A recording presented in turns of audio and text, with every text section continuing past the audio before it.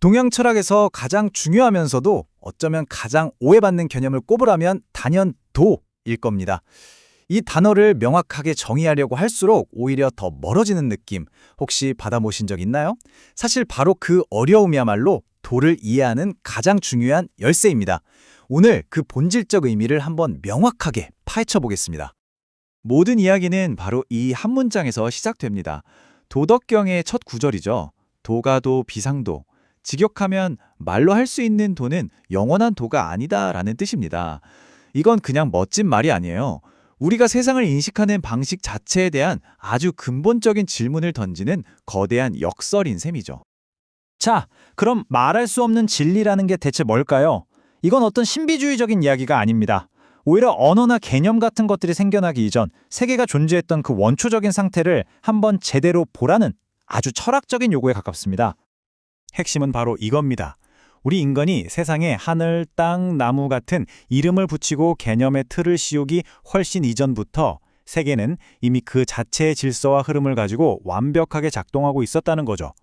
도는 바로 그 근원적인 작동 원리 그 자체를 가리키는 말입니다. 다시 말해서 도는 개념 이전의 실제입니다. 그렇기 때문에 우리가 이것이 바로 도다라고 이름 붙이는 그 순간 사실은 이미 그 무한한 흐름에 인위적인 경계를 그어버리는 셈이 되는 거죠. 본질이 변형되는 겁니다. 이름은 대상을 규정하지만 도는 그렇게 나눌 수 있는 성질의 것이 아니니까요. 그럼 이름 붙이기를 멈추고 도에 다가가려면 어떻게 해야 할까요? 여기서 우리의 관점을 아주 근본적으로 바꿔야 합니다. 세상을 개별적인 사물들의 집합으로 보는 시각에서 그 사물들을 존재하게 만드는 거대한 배경으로 시선을 옮겨야 하는 거죠.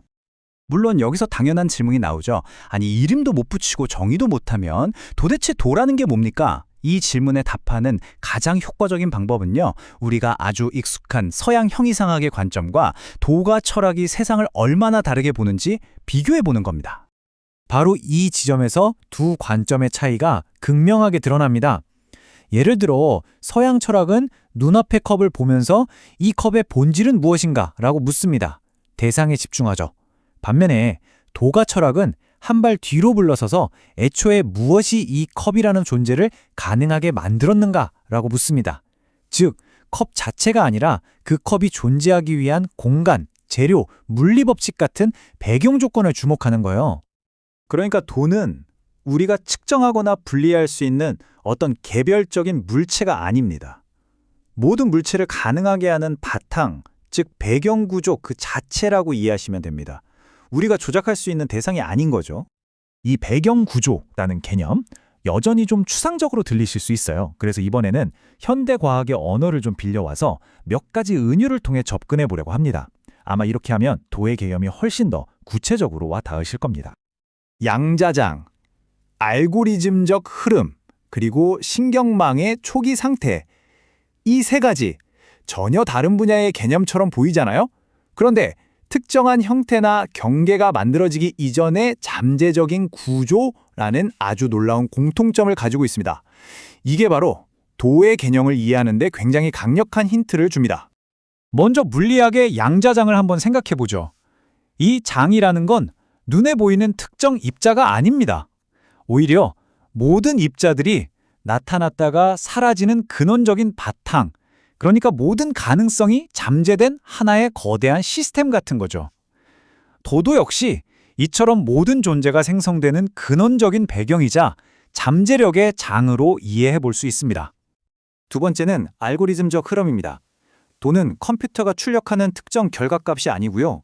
그보다는 물이 항상 위에서 아래로 흐르는 것처럼 시스템이 근본적으로 작동하게 만드는 내재된 논리, 즉 잠재된 패턴과 방향성 그 자체에 가깝다고 볼 수 있습니다. 마지막으로 아직 아무것도 학습하지 않은 인공지능 신경망의 초기 상태를 한번 떠올려 보세요.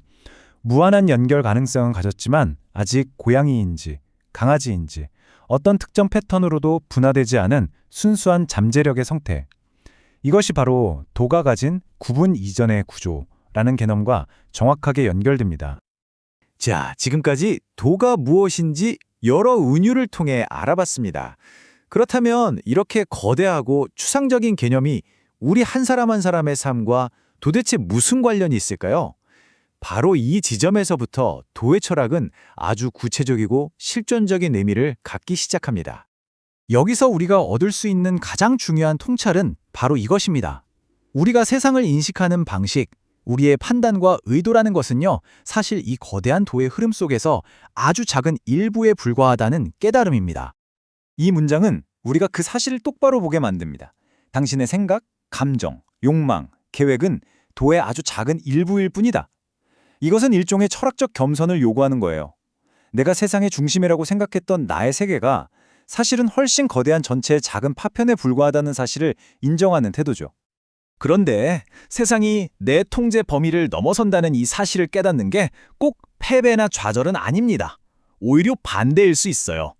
모든 것을 내 뜻대로 통제해야만 해 라는 그 엄청난 강박과 부담감에서 벗어나는 어쩌면 진정한 의미의 자유를 향한 첫걸음이 될 수 있는 거죠.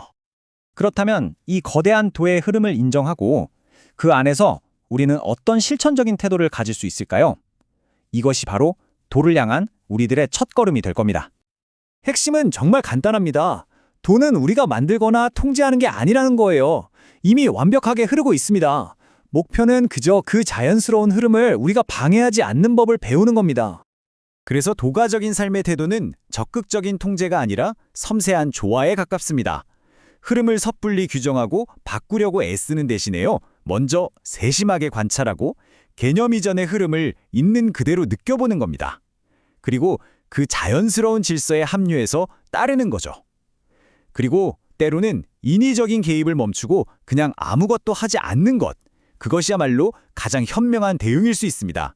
마지막으로 여러분께 이 질문을 하나 남겨드리고 싶습니다. 만약 세계가 진정으로 당신의 통제를 벗어나 있다면 그 사실이 당신에게 불안의 근원이 됩니까? 아니면 자유의 근원이 됩니까? 이 질문에 대한 당신의 답이 아마 앞으로의 삶을 전혀 다른 방향으로 이끌지도 모릅니다.